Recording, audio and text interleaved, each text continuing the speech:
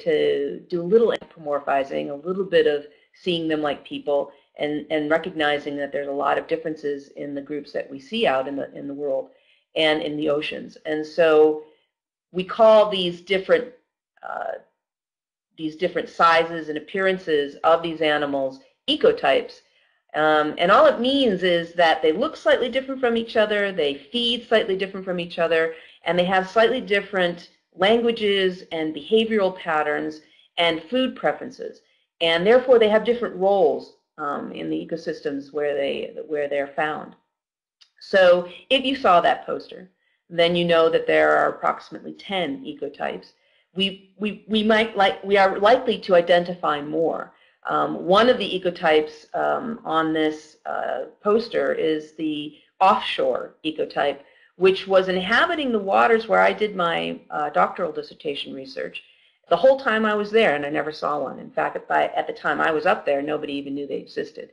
And a couple of years after I left the area to get a job, after I got my Ph.D., the first offshores were cited by researchers, and so they were only discovered in 1994. So this is a situation where the ocean is very large, and we don't really live there. We visit it occasionally in our boats and in our planes and those sorts of things, and so there are still a lot of mysteries out there. And I think that's one of the lessons I'd like to emphasize very strongly for all of you listening, that there are a lot of mysteries still out in the ocean. We have explored only a fraction of it, and mostly what we know is what happens in the first couple hundred feet, and yet the ocean is as deep as 7 miles at one point. And so the idea that we are going to discover many, many new species, not just of mammals. There probably aren't that many mammals left for us to discover, but there may be different ecotypes of killer whales to discover. There may be certainly many different invertebrates and fish for us still to discover, corals, all sorts of things down at the bottom of the ocean that we can't even imagine at this point, are still waiting to be discovered. So if you're interested in marine biology, there's still a lot that you can learn and discover in a career in that field. So I'm always promoting it to young students in that way. So of the 10 ecotypes, I know the resident group the best. These are the animals that live in the Pacific Northwest, and they are the ones that are best studied by us. They are coastal in their distribution, and so they're easily accessible by researchers. And so we know the most about the resident killer whales, the resident orcas of the Pacific Northwest, meaning Washington State, Oregon, up into British Columbia in Canada. And there are 3 groups of residents that live in this area: the southern residents, the northern residents, which is the group I studied, and also the animals that range up into Alaska. That's a 3rd population. Then there's also the transients, which live in the same area but are completely different. They're completely different culturally. They're completely different in terms of appearance. I can tell a transient from a resident very easily, although most people can't. It's a subtle difference. And then there's groups that are in the Antarctic. If you've seen the poster, you know that there's at least 4 groups, 4 different ecotypes in the Antarctic. Then there's 2 different ecotypes in the Atlantic, at least. Again, we're talking at a minimum. And so these are animals that the residents, for example, feed on salmon. The transients feed on marine mammals. The animals that live in the Antarctic, the 4 different ecotypes, have their own food preferences. Some of them eat fish, some of them eat marine mammals, some of them eat a combination. The offshores up in the Pacific Northwest feed on sharks. And if a lot of people are saying, well, how do they know what they're supposed to eat? Or are they different species? Or is it instinctive that they hunt sharks instead of salmon? And the answer is they know what to eat because their mothers taught them what to eat. And they will eat anything if it is taught to them as youngsters that that's what they prefer. I mean, this is very, again, I don't want to be too anthropomorphic about this, but it's not inappropriate to say it's just like, we like in the United States, we like hot dogs and hamburgers, but in Africa they might like crickets and, something that would make an American go, oh my gosh, but it's actually a really important food or a delicacy in other parts of the world. Snails, the French like snails. These are things that are cultural, and orcas are like that. So one of the things that I find is very different when they're in captivity is their diet is very limited. They are fed only certain kinds of fish, always fish, and maybe a couple of invertebrates like squid. And that's all they're fed, whether they're mammal eaters or shark eaters, or they feed on different kinds of fish than the ones that they're given in captivity. They're forced to limit their diet once they're in captivity. So these are things that I want you to think about in terms of their ecology and how it is affected by being confined in a tank. So one of the things that you'll hear a lot about in terms of orcas is that they're the top predator in the ecosystem. And that is, in fact, a very important role that they play. But as you can see, some of them are basically the equivalent of orca vegetarians. They only eat fish. And so they are lower on the food chain than the orcas that feed on other marine mammals. But because all of them are, in fact, hunters, they are all predators, this, again, is something that's very different for them once they're in captivity. In captivity, they cannot exercise this basic element of their natural history. They cannot act as predators. They are basically fed dead fish, and they don't, of course, spend any time looking for it. It just comes, comes to them from their trainers. And so this leaves a lot of idle time on their hands. And I think that's really one of the fundamental differences between these two environments. There's a lot of empty time for an orca to fill when it's in captivity, whereas out in the wild, there is something that they must be doing at all times, whether it's traveling, resting, foraging, hunting, socializing, mating. They are kept very busy with full lives that are challenging and intricate and complex. And a lot of these things are taken away from them when they are confined in a tank. So in the Antarctic, we've got a lot less research than up in the Pacific Northwest or even in the North Atlantic. We don't know as much about them.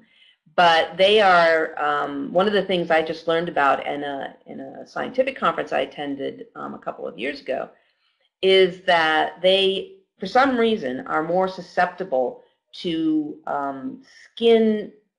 to invertebrates, these tiny little, what are called diatoms actually, one-celled organisms actually, they sort of grow on their skin. It's sort of like getting rough, you want to molt, your horse might molt its fur after the winter after the spring comes after a winter. It'll shed, if you will, its winter coat. Well, orcas do constantly slough off the outer layer of their skin. And in some populations, they do it by rubbing on rocks. And in other populations, they do it by breaching. And that sort of, is such a powerful impact on their bodies that it actually rips the skin off. And I shouldn't say rip. It's more like just sort of pushes it off, and it helps them molt that outer layer of skin. It's a very thin, papery outer layer. It's not, like whole strips of skin or anything like that. It's constant. They're doing it every day, constantly. Well, for some reason, and it might be because of how cold it is in the Antarctic, they don't do it very efficiently.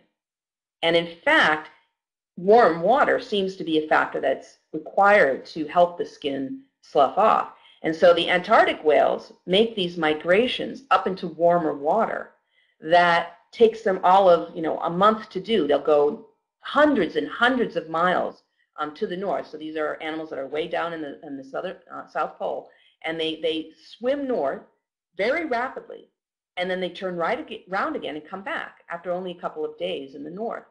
And when we're talking about, say, South America or something like that, so they're in warmer water. It's not necessarily tropical water, but they come back and they're clean. They're shiny, new, and clean. And the researchers have surmised that it's necessary for them to slough off that outer layer of skin to go into warmer water, and the only way they can do it is make these really long, very quick migrations. And these are mysteries, as I said, that are still out there to be solved. Why do these animals make these migrations? They actually deployed small tags on the animals to determine where they were traveling, and this is how they discovered this. And the question then becomes, why did they do that? It's an incredibly energy-intensive behavior to swim all of those miles for just a couple of days, turn around and come right back. And so this is what they surmise, that they're actually going up into warmer water to facilitate the sloughing of their skin. And in fact, they turn slightly brownish, yellow, almost yellowish or even orangish from these diatoms that are growing on the outer layer of their skin. And so they don't even look black and white anymore. They have a slightly reddish tinge to the white parts of their body. And this is how the researchers know that they have sloughed their skin, because when they come back after these brief forays into the north, they're clean and black and white again. So these are the very recent research results. And so there's always something about these animals that's fascinating, and that's still to be discovered. What we do know about the southern and northern residents, again, I studied the northern residents, what we do know about them is that they have incredibly tight family bonds. A calf will be born to a mother for the first time when she's about anywhere from 12 to 15 years of age. She will have a calf on average every 5 years after that until she's about 40. So from about 15 to 40, she's reproducing on average about every 5 years. And then she goes through menopause, which is an extremely rare phenomenon in the animal kingdom. Very few animals actually experience the end of their reproductive life. Most animals, most female mammals, produce offspring until they die. And there are a handful of species that actually have what we call a post-reproductive lifespan as females. And one of those is the orca. One of those is us, human beings. And there's a couple of other primates that do it as well. There's also, we believe that pilot whales, which are closely related to orcas, also have this phenomenon occur, menopause. So she will have, if you do the math, that's about 5 calves in a lifetime. She might not obviously raise all of them successfully. If obviously some mortality in calves or in young animals or in animals prior to reproducing is expected, because otherwise we'd be overrun with all sorts of species, including ourselves. So they basically might raise 3 or maybe 4 of those successfully. On average, they're going to raise 2 successfully. They're going to replace themselves and the father. Basically, that's how it works. Who are the fathers? Well, the fathers are members of their own population, so southern residents mate with southern residents, northern residents mate with northern residents, transients mate with transients, and so on. But they are not relatives, not close relatives. They're not sons or fathers or uncles. They are more distantly related. The populations aren't very large. The northern residents may be number 300. The southern residents are highly endangered right now, and there's only about 79 of them right now, I think. And the offshores, there might be 300 or 400 of them. We're not really sure how many offshores there are. But we know exactly how many southern residents and how many northern residents there are. And that's because we photo-identify them. This is a technique that was actually pioneered by an orca researcher back in the 1970s. And he recognized that when you took a photograph of these animals, you could in fact identify them by the marks, the natural markings on their dorsal fin and on their back. And these were discoveries back in the late 1960s, early 1970s that have since been used on all sorts of cetacean species, cetaceans being whales, dolphins, and porpoises. All of them can be photo-identified, even ones that really don't have a lot of obvious differences in their appearance. Their dorsal fins are all quite small, or they don't really seem to have obvious patterns to their coloring and all of that. But in fact, they do. And so photo ID is used to identify humpback whales, gray whales, bottlenose dolphins. All sorts of whales and dolphins and porpoises are photo ID'd out in the field. And this allows us to follow individuals over a lifetime. And this is how we know that they have a successful calf for the first time at about 12 to 15, and that they stop having calves at about 40. That females, for example, can live to be 80 or 90 years old, and their mean life expectancy after surviving infancy is 50. So very similar to human beings. Male killer whales, male orcas, can live to be 70, and their mean life expectancy after surviving infancy is about 30. So these are animals that live a long time. They live as long as we do. And they actually have a very similar life history if you look at it that way. Females become sexually mature at about 12 to 15. Well, that's very similar to us. Same thing with the males. They become sexually mature about 12 to 15, but not socially mature until they're 20. And I hope some of the guys in the audience are laughing right now. When you're you know, 18, 19 years old, you know, it's hard to get a date, but when you're 20, you know, you might start having a little bit more success at that. So it's very similar with orcas, and this is mostly because they are very social, as I said, and they have these tight family bonds, and so these are things that develop and evolve in populations to control the birth rate, to control the recruitment, as we call it, into the population, so that socially everything stays stable. In terms of what the basic family unit is, it's a mother and all of her offspring, including her adult offspring. Her daughters start spending less time with her when they have their own offspring, but they still associate with their mother for the rest of their lives until she dies. Sons, on the other hand, stay with their mothers for life. When their mother dies, finally when she's 60 or 70 or 80, if they're still alive, they might die very soon after her. Or they might move in with their older sister. Or they might move in with an aunt. Believe it or not, it's really important for a male orca to have a female, adult female to live with, because it seems to give him status in the group. It seems to give him a place. It makes him less of a marginal animal. Believe it or not, if they don't have a female to live with, and they don't have another brother, you know, they don't have a brother to live with, so there's just a single adult male, and his mother is gone, and he doesn't have a sister, he may very well die very soon after his mother does. Not from grief or anything like that, but simply because he has no place in the group. And so eventually he just swims off and does not reappear. Let's see, what else can I tell you about these animals? It's fascinating. Babysitting. These animals have a learning curve that they must learn to do a lot of the things they do. They must learn to talk from their mothers, so that's how they have different languages. Their mother teaches them the mother tongue, as it were, and so eventually all of these different groups, these what we call pods, have different languages. We call them dialects. They certainly can understand each other perfectly well, but they are not speaking exactly the same. Their vocalizations, whistles, clicks, grunts, these sounds that they make are actually very easy for us to tell apart with our own hearing. They're within human hearing range, and so if we put an underwater microphone, or a hydrophone as it's called, into the water, we can actually hear them talking very, very well. And we can tell the difference between the A pod and the B pod and the C pod. A lot of these groups are alphanumerically designated by researchers. And so we can actually tell the difference with our own hearing. We can tell the difference between them. I can identify individuals by appearance very easily in the wild, in the field, when I'm in the field.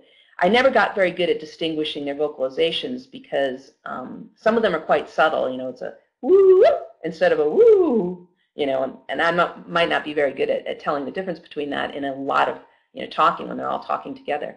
But other researchers are very good at distinguishing their vocalizations, and they can tell you not only which pod is speaking, but which maternal group, which mother and offspring are speaking, because there's subtle differences between them. And it's eventually how different dialects develop. You know, as populations grow and they start spreading out and splintering into different pods, they take those slight differences that their mother taught them with them, and eventually you get a new dialect altogether. How long ago did these groups split up? Well, generations ago. In the case of residents and transients, both of which live in the Pacific Northwest, they might have split off about 10,000 years ago. So this is a difference that's pretty profound. Again, they're all orcas in my opinion. They're all Orcinus orca, but they are definitely different ecotypes. They may be different subspecies, and there's some taxonomists who want to think of them as different species, but I don't think that's true. I think they are all one species. This is just my scientific opinion. I think they are all one species. In terms of their importance in ecosystems and biodiversity, these are top predators. Whether they are fish eaters or marine mammal eaters, they are top predators. Marine mammal eaters, of course, are apex predators. They are as high up the food chain as you can possibly get. And that makes them, they're few in number naturally. As you go up the food chain or the food web, you get fewer and fewer herbivores. They're very numerous. First order carnivores are slightly less numerous, but still pretty numerous. Second order carnivores, the ones that feed on the first order carnivores, are less numerous still. Well, orcas are apex predators, so they're not numerous naturally. It's a perfectly natural thing for there only to be about, we don't really know, say 100,000 of them, perhaps, in the whole world. That's natural, that's normal. But there are some groups that are actually highly threatened. And in fact, as I said, the southern residents in the Pacific Northwest are endangered. So there's probably a couple of other populations that should be listed as endangered, but we don't know enough about them to say. So they are normally and naturally not numerous, but there are some that aren't doing very well at all. They're kind of like villages. I think that's a really good way to think of orca ecotypes and orca populations, like the northern residents and the southern residents, and the Alaskan whales, which are all one ecotype, the resident ecotype, but they are different populations. And I think thinking of them as villages or towns is actually a really good analogy, because you might, back in the old days, if you lived in a village, you might not, look to the next village for your wife or your husband. You would marry within the village, and that's actually what happens with these animals. They mate within the southern residents, mate with southern residents, and northern residents mate with northern residents. And maybe once in a while there's a Romeo and Juliet kind of relationship, and there's interbreeding across populations of the same ecotype. But we don't think that different ecotypes mate at all. Transients would never mate with residents. And this is not just because, culturally they're just like, oh, we don't know who you are, but they actually are so different in their behavior, so different in their culture, so different in their food preferences, and so different in their vocalizations that it's simply not even recognized that you could mate with them, because they can. They are not different species, in my opinion. They can interbreed, but they just don't. And again, the same ecotype, even in different populations, might interbreed, but different ecotypes apparently don't do that. And again, this is something we can judge genetically. We can look at it. We can take genetic samples from them without harming them and analyze those genetic samples and learn these sorts of things, like how long ago they separated. Like I said, it looks like it's about 10,000 years ago. Anyway, their importance in ecosystems as apex or top predators is that they have a sort of an umbrella impact on the whole. Everything that they do, has an impact below them in the food web or the food chain. And so there's a if you cause a decline in their numbers by hunting them or pollution or any other negative impact on their habitat, then you are affecting all of the animals around them. If their prey become too numerous because they're not around to hunt and eat them, then that might cause some more disruption further on down the line. And you end up with a problematic situation in any functioning ecosystem. You're messing with the pieces, if you will, and causing an imbalance in the system. And I'm not trying to be oversimplistic about this. Sometimes these declines in number could be natural. Things could change naturally, and evolution causes things to move around on the playing board, if you will, on the chessboard, if you will. The pieces move around, and that's actually pretty normal when it comes to evolution. But when you when it's human caused, when it's caused by pollution and things like these impacts that we have, these incidental in many cases impacts that we have, the rate at which these changes occur accelerates beyond natural change and what we call geologic time. We are accelerating these changes. So all of these problems that you hear about out there, climate change, pollution, marine debris, whaling, all of these impacts that we have may in some ways be seen as just part of the natural way of things, but the difference is the speed at which we cause these changes to happen. These are speeds of change. These are rapid changes that the natural system isn't equipped to deal with.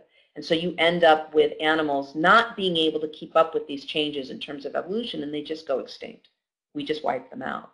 We wiped out the passenger pigeon. We're wiping out cheetahs. We're doing a lot of damage to these African ecosystems and to marine ecosystems and to all kinds of ecosystems up in the Arctic, down in the Antarctic. We're having lots of heavy impacts, and they're at a speed, at a rate that is abnormal, unnatural, if you will. I think abnormal is a better term to use, and so it's causing a lot of problems in terms of systems resilience, and that's a word you'll hear a lot of ecologists use, is resilience.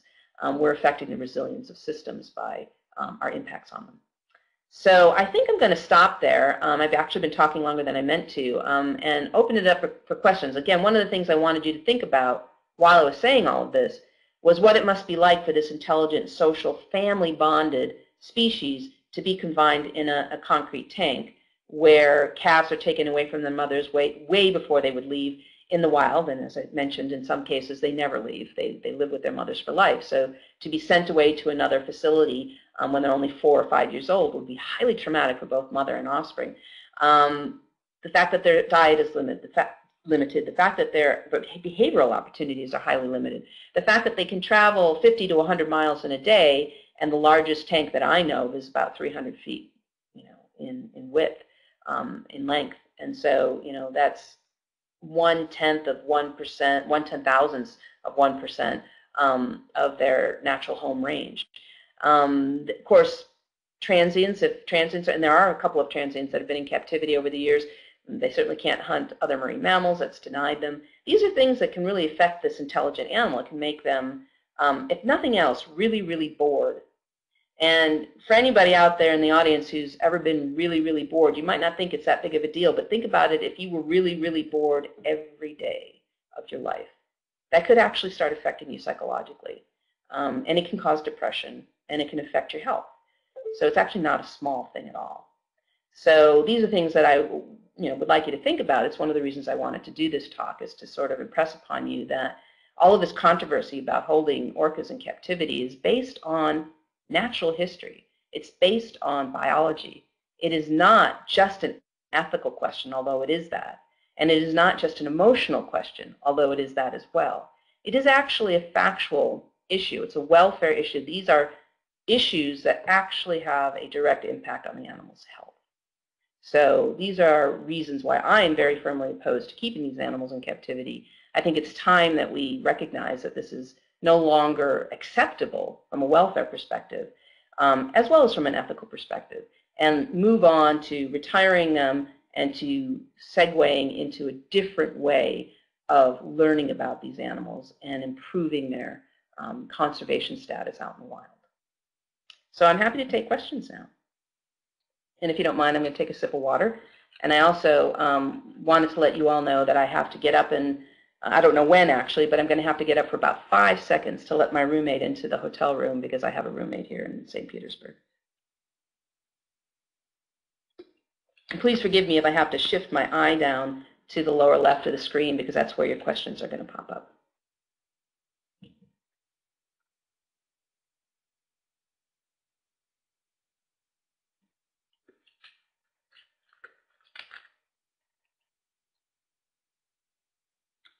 And again, I hope all of you had a chance to read some of the things that I actually recommended when you registered for this.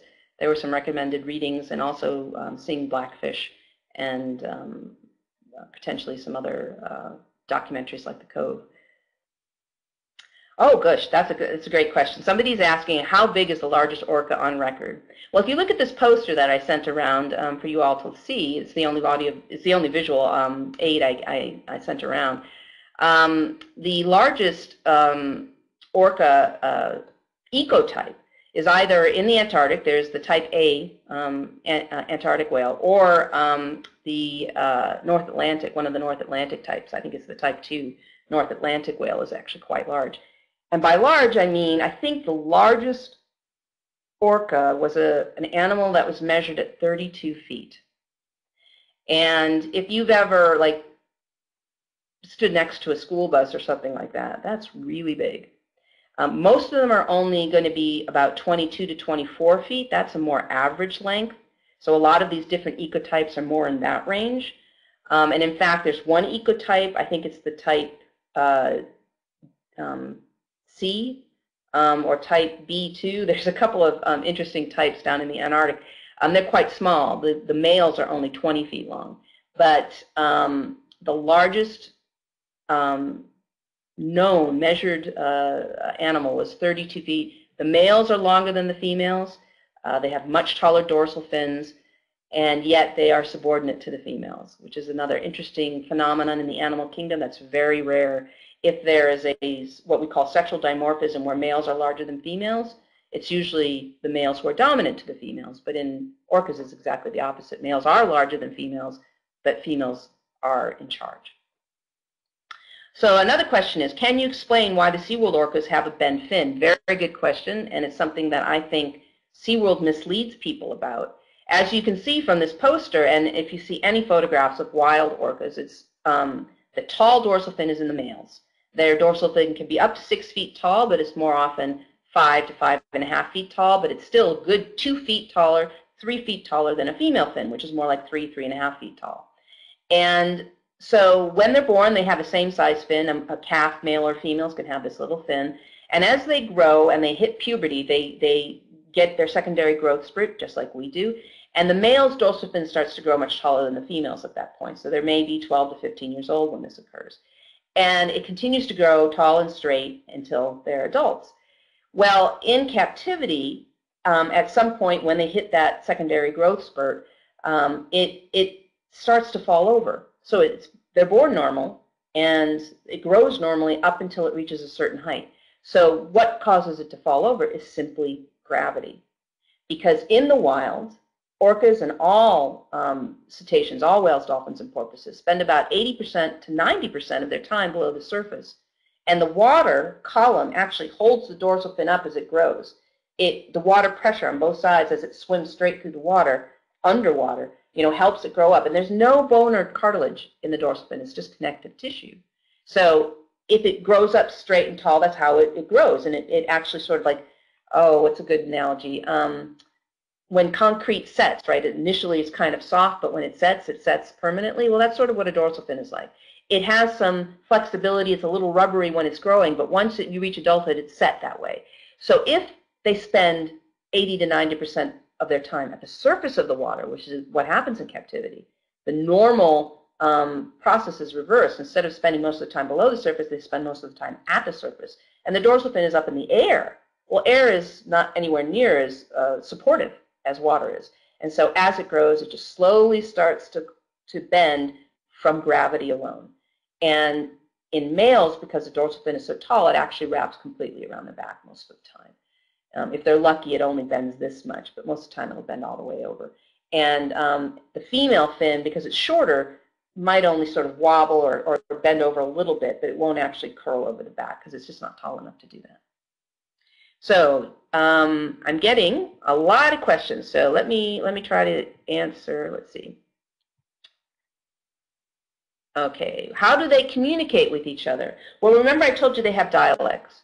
Well, when I say that, I mean that all of this, they make a lot of different noises. They make whistles, they make grunts, they make clicks, they make all sorts of creaks and interesting sounds that to us sound really strange and eerie, but to them are the sounds they make like we talk. And I want to call them words because we're not sure that's actually what they are. But they are, in fact, communication signals. And they can use them to signify state, like are they excited, are they calm, are they resting. They can use it to indicate identity. We are the A pod, we are the B pod, or even down to the individual. I am George, I am Susie. And they can also perhaps actually convey information. Oh, there's really good fish over here, come over here, or stay away from here, there's a shark, or something like that. So they are actually communicating both vocally, and they're making these sounds through their blowhole, not through their mouth, because they don't have vocal cords. They force air out of the blowhole in specific ways that'll make different sounds. So they do that, or they possibly also communicate with body language in combination with their vocalizations. And so it's a very complex thing, and we do not understand it. I don't want to imply to anybody that we've deciphered orca language or dolphin language or porpoise language. We have not. But we are getting some sense of what kinds of vocalizations they make when they're in a certain state. Like if they're foraging, they make certain kinds of vocalizations. If they're resting, they make certain kinds of different vocalizations. So we've got some sense of that, but it's a very, very primitive understanding of what they're doing. So another question is, do you know how many orcas are in the ocean? We don't actually. We don't have a really good census of them, but we have a guesstimate of about 100,000. So really not a very numerous species. Each population might only number a few hundred animals, and they're scattered what we call cosmopolitanly. They are found in every region of the ocean. They are more broadly distributed around the globe. They are as broadly distributed around the globe as we are, but the numbers are far, far smaller than ours. And the last question I have here, I think, no, I've got two questions I haven't answered yet. How can students get more involved in the type of work you're doing in terms of getting active about anti-captivity, internships in the field work, research and writing in this field? Oh gosh, that's such a good question. And I actually, every year I give a lecture to a group of 12 to 13-year-old girls in 7th and 8th grade to keep them in the sciences. I participate in an outreach program that works to keep this age of young girl in the sciences, because, you know, at some point around 12 to 13, a lot of young women might think, oh, I can't do math, I can't do chemistry, or they know they can, but they feel uncomfortable doing it. So we try to encourage them to stay in the field, in the science field. And when I talk to them about this, I give them an idea of some of the careers that are available. If you're artistic, you can make a post. Remember this poster of the 10 ecotypes? Well, that was done by a gentleman named Ugo Gorder, and he's obviously an excellent artist, and he obviously has this creative side to him, but he also loves natural history and he loves killer whales, and so he uses his art to further their conservation. This poster has become an extremely valuable tool for conservationists to try to persuade the public and the media and governments to understand the diversity of this species. So this is one species with a wide diversity of types, ecotypes, and so we really need to conserve each one individually. We can't just say, oh, you know, as long as there's killer whales in the Pacific Northwest, there will be killer whales to repopulate the planet. It's probably unlikely. If we wipe out any one ecotype, then that ecotype is gone, and so we really need to manage them and conserve them individually as ecotypes. And even sometimes as populations of ecotypes. So, but you can do those, you can do art, you can do filmmaking. There's a lot of, look at Blackfish, you know. Gabriella Cowperthwaite, who made the film, you know, she is using her ability to make film to do some really great work for protecting these animals. You can become a scientist, you can work in the field, you can become a professor, you can do what I do, which is advocacy. I work for a nonprofit animal group, and I'm their marine mammal biologist, and I work to protect these animals both in the wild and in captivity. That's probably a narrower field. There's not a lot of jobs in this, I can tell you that right now. It's a fairly limited field, but you know, we retire eventually, and so if you want to pursue that as a career, then doing internships with nonprofits, with the Animal Welfare Institute has a lot of interns. And so you can go to www.awionline.org. That's my organization's URL, and you can go there and sign up with. I think there's actually a section on the website for signing up to be an intern. And there's other NGOs. The Humane Society of the United States was my previous employer, and they do interns. They take interns. They do internships. The Natural Resource Defense Council does internships. These are all groups that work a lot on marine mammal conservation issues, and they take interns. So you can start with that and see whether you like it, whether you feel comfortable with it, whether it's something that suits you, and then you can go into further education to get the qualifications to make a career out of it. You can major in political science, you can major in law, become a lawyer. A lot of lawyers do amazingly good environmental work. You can become a scientist. So there's a lot of different ways you can, again, you can be creative, you can be an artist, you can be a filmmaker, you can be an author. You can start your own blog. We've got several very young people right now. We're talking, you know, anywhere from 15 to, there's a 16-year-old environmentalist in Canada right now who's doing amazing work, all the way up into the early 20s, who are starting their own small grassroots groups, you know, and they get it, and they do a website, and they start social media, get a Facebook page, and they really start to recruit people just to do their own, whatever advocacy they're interested in, whether it's captivity, whether it's whaling, whether it's dolphins caught in tuna nets, whether it's noise, you know, sonar and its impact on marine mammals. They get interested in the issue, and they start their own advocacy groups, these small grassroots groups. That's something you could do. I mean, there's all sorts of ways to get involved in activism and advocacy. You said that males must live with a female when they mate, and they mate for life. No, hang on for a second, I'll correct that. So if they have a mate, they leave the group and live with their wife. Okay, so no, when they stay with their mother, not just any female, they stay with their mother for life. Okay, so how do they mate? Well, they're not mating with their mother. They're not mating with their sisters. They're not mating with their aunts or their nieces. They're mating with other females who aren't related to them. So when I say they live with their mother for life, I'm not talking about, swimming right next to her for their entire lives. I mean, when you all of you who are teenagers right now, who are in high school, you're living with your parents, but that doesn't mean you're in your house all the time. It's not like you're not under house arrest. You're going out, you're dating, you're going out with your friends, and you're not with your parents 24 hours a day. And so that's what I mean when they live with their mother. They always come back to her, and they swim with her, and they rest with her, and they often feed with her, but they don't mate with her. They go out, if you will, on dates with unrelated females.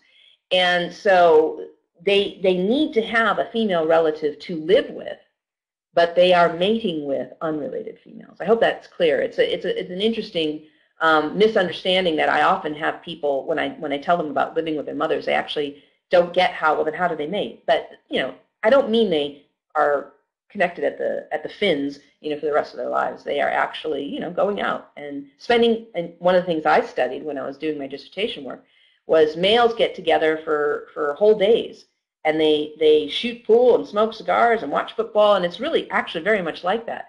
They hang out with a gang of guys, friends, all day when there's a huge socializing group together. We call them superpods.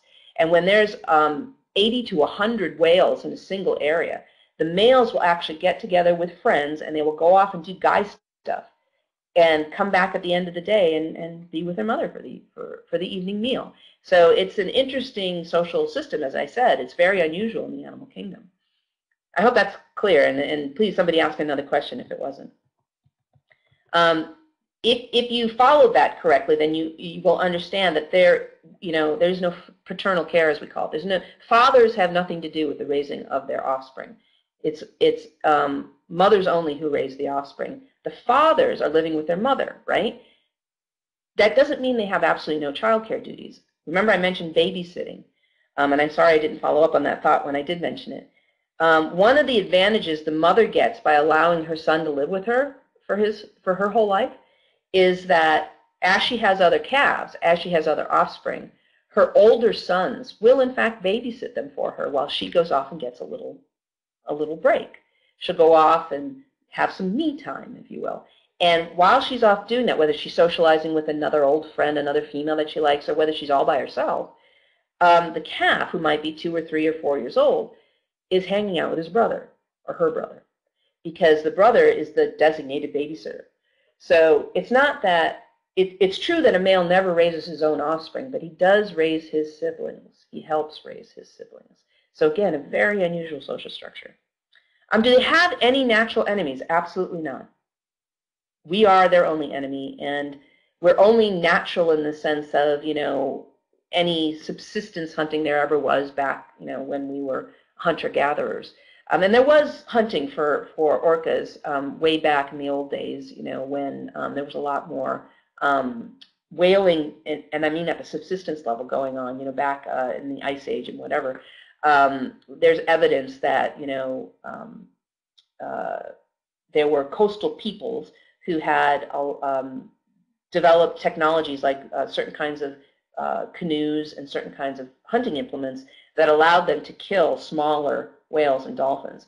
And they probably killed orcas once in a while, but most cultures, most human cultures that lived in close proximity to orcas had a very healthy respect for them, and actually often deified them, turned them into gods, and felt that they were human beings that lived in the water.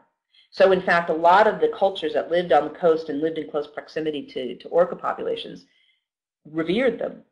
And it's mostly because, just being natural historians, they observed these things about them. They probably noticed a lot of the things that took many years of science for us to, our culture, our modern Western culture, to recognize. They probably knew that, 2,000, 3,000 years ago. And so they recognized these similarities to our human ways of living. And so they had a lot of respect for them, and often felt that they were human beings that had, returned to the water, or had fallen overboard and drowned and turned into whales. And so and as far as that goes, we are their only enemy. They are absolutely the top of the food chain. Nothing messes with an orca. And I often get with young children, like, 5, 6, 7 years old, they'll often ask, if a great white shark and a killer whale went at it, who would win? The killer whale every time, because they're both, big and got lots of teeth, and they're top predators, but the shark has a small brain and the killer whale has a big brain and a lot of intelligence and strategy and tactics. The shark is just, a killing machine in many ways. I don't want to denigrate sharks. Sharks are great, but, they're not that sharp. They're not that intelligent. And so if you have them going head to head, the killer whale is going to win. And in fact, they've seen that. There was a spectacular observation, and these are rare things that, whale watching vessels or fishermen might observe, of an orca killing a great white shark off the coast of California. Why do you think Tilikum attacked his trainer? Well, Tilikum has attacked 3 people, and he drowned the first 2, and he truly attacked the 3rd one, Dom Brancho. So something happened on the day that he killed her that we'll never understand. We'll never know. I personally think he's behaviorally abnormal. I think he's very stressed. I think he's, I don't want to say, unhinged or anything like that. I think he's just very traumatized. I think his mental state is not ideal, and I think his physical state is not ideal, and I think his welfare has been compromised his entire life. And the fact that he's still alive, he's actually quite old for a captive male. He's over 30 years of age, and if you recall, I said that was the average lifespan for a wild male is 30 years, and he's over 30 years old. So he's made it past middle age, if you will. And I think that one of the reasons why he's still alive is he's very strong. His welfare has definitely been compromised, but he's very strong, clearly, or he would have died a long time ago. Most male killer whales die before they're 20.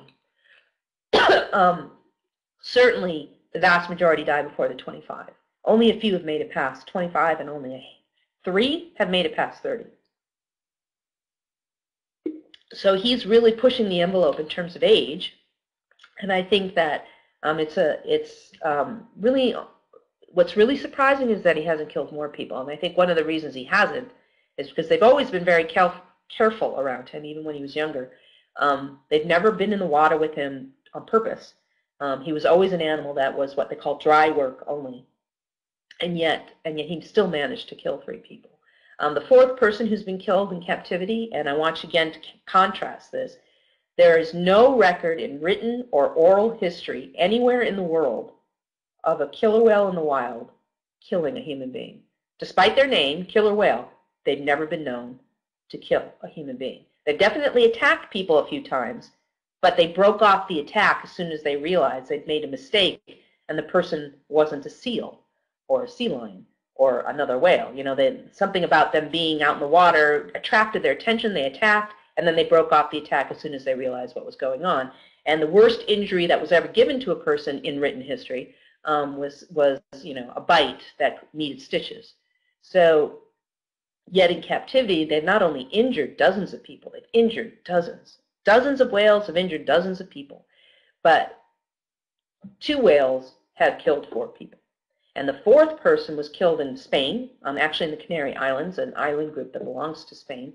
And it was a SeaWorld whale, not a relative of Tilikum, not his son, not related to Tilikum in any way. And he rammed his trainer and just crushed him. And so this is not a Tilikum problem, the fact that captive orcas kill their trainers or injure their trainers. It is an orca problem. It's a general concern that we have as animal advocates about not just the safety of the animals, the welfare of the animals, but the safety of the trainers. Another question. What do you think? Oh, sorry, that was the question I was just asked. Why are they also called killer whales? Well, that's actually a really good question, and oddly enough, we don't really know.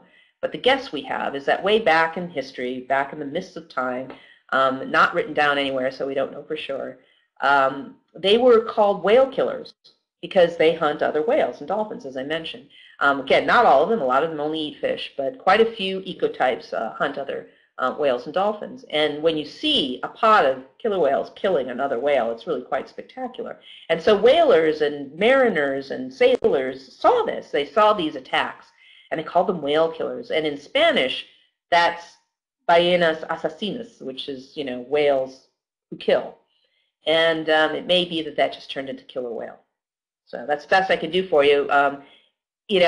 They're really good at it. They're really good hunters. They're really good foragers. They're really good killers. And so it makes sense to me that that's a common name that they would end up with, which is killer whale. But their Latin name is Orcinus orca, and that's where orcas comes from. The name orca is from their Latin name, their genus and species. How did you first? Oh, somebody's asking, how did I become interested in orcas? Well, I actually wasn't interested in orcas specifically. I was interested in marine mammals. I thought, whales and dolphins playing at the bow of a boat was just spectacularly beautiful. And I was only 13 years old when I really decided that's what I wanted to do with my life. So I was quite young. And I knew that I wanted to study whales and dolphins, maybe seals or sea lions, but definitely marine mammals. And so when I was finally getting ready for graduate school, everything I did in college, in high school and college actually, was to further my career goal of becoming a biologist, a marine biologist. But when I finally got into graduate school, I had to decide, what species do I want to study, what project do I want to do? And I actually inherited the orca project that I did. Another graduate student was just finishing his work for his dissertation, and he had all this field equipment, and he had his field site, and he wanted somebody to continue working with this group of this population of whales. And so I basically inherited all of his equipment, and I inherited his field site, and continued my research, which was very different from his, but nevertheless I was studying the same population he was. And so I ended up being up in the field for 5 years, collecting data on the social dynamics of the males. So the male killer whale is both the species and the sex that I know best. I really understand how males behave and how they manage the details of living in such a strange social structure. How do you fit into a social group where you're basically a mama's boy and you're living with your mother for your whole life? And it really is unusual. It's just not a common social structure in mammal at all. And so it was a real fascinating thing for me to study. Another question. These were awesome ideas for career level options. Oh, thank you. Thank you, Lindsay. Somebody's just saying that was a good answer, and I thank you that. Wouldn't Tilikum be stressed and traumatized because of his less than ideal circumstances? Well, that's the whole point. I think that all orcas in captivity are stressed and traumatized. I don't think any one of them is living an adequate life. I think they're all compromised to the point of it's inhumane. But they're not all killing their trainers. Only a few of them have killed, and only, not all of them have even injured anybody, although a lot more of them have injured. I think it's now about 30 or 40 of the 200 orcas that have ever been held in captivity over the years are known to have injured somebody. So that's a pretty good number, but it's less than half by far. So the vast majority of these animals are actually very benign to people. It's one of the reasons why I think SeaWorld has gotten so complacent about the danger they pose to their employees, because generally speaking, they're benign. But in fact, some of them get very stressed and very traumatized and lash out. They lash out periodically. And when they do, they're so much larger than we are. They're so much more at home in the water than we are, even when we're really good swimmers. And they can hurt you. And even when they don't mean to. If they treat you like you're another orca, you're going to get hurt. All right? A blow that another orca could take without too much injury will break your arm.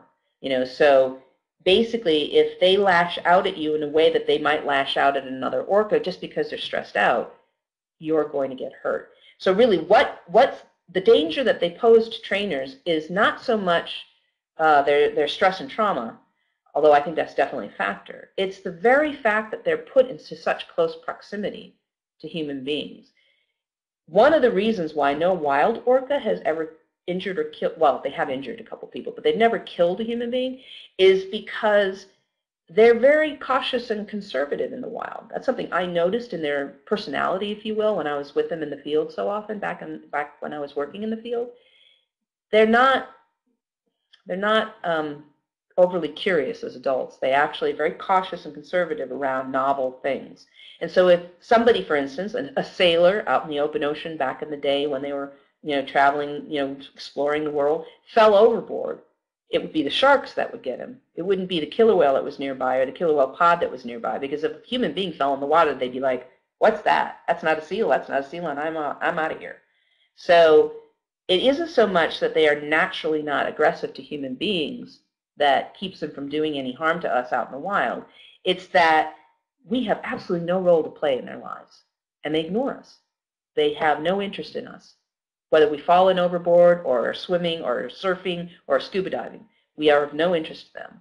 And what happens in captivity when they're being handled and trained by people every day, and they're being touched and all this, is it's just a proximity that's completely abnormal, completely unnatural.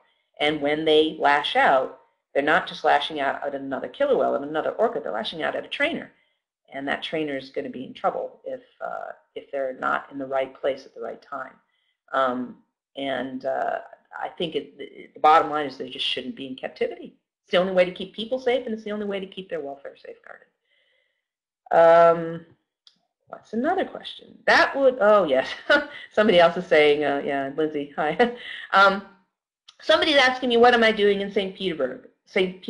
I am, in fact, here to, there are going to be 2 screenings of blackfish at the Marine Mammal Conference I'm at. One will be for the conference goers, so these are going to be other scientists, my colleagues, who are here in Russia. They're still capturing orcas for public display. Russia's quite behind the rest of the world in terms of this new awareness of killer whales in captivity, of orcas in captivity, and not being appropriate.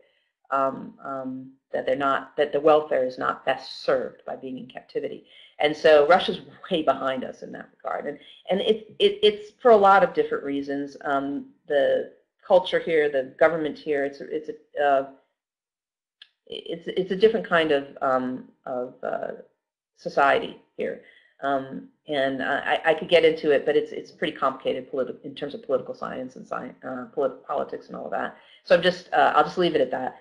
But basically, they're still capturing them here. They've caught 9 in the past couple of years for sale to facilities in Russia and for facilities abroad, mostly in China. China is the big market right now for an expansion of whale and dolphin exhibits. And I'm also working in China. We're starting a new coalition of nonprofits in China to try to work on this issue. I was in Beijing 4 years ago to talk to the zoos and aquariums in China to try to get a foot in the door, if you will, to try to start the persuasion process to get them to get out of the market. But as long as that market exists, the Russian entrepreneurs who capture these animals will do it, because it's highly lucrative. There's a lot of money involved.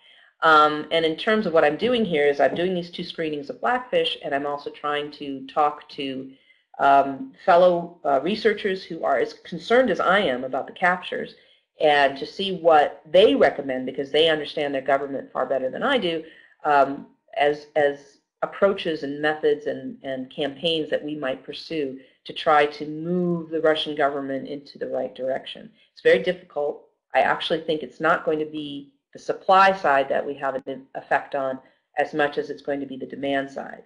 So again, my main reason for being here is to do outreach through the screenings of blackfish to try to persuade people that at the very least this species, this big top predator, doesn't belong in captivity. We might have a lot more work to do with bottlenose dolphins and even beluga whales, but I think we really are very close to winning the battle with orcas, not the least of which is because there's so few of them in captivity. There's only 54, or I think it's 53 now, in captivity in the entire world, and so that's a small enough number that I think we can win this.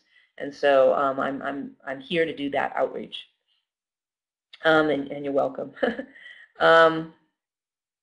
Yes, it is. I guess I'm out of time. So thank you very much, everybody. And I've really had a good time. And it's very strange sitting here in my hotel room all by myself, but it's been really, really fun. Thank you very much.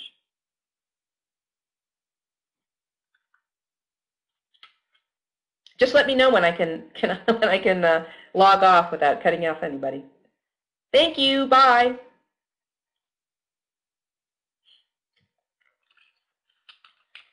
You're welcome, everybody. Thank you.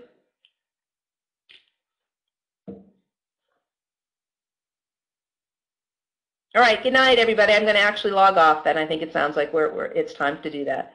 Good night, everybody. Thank you.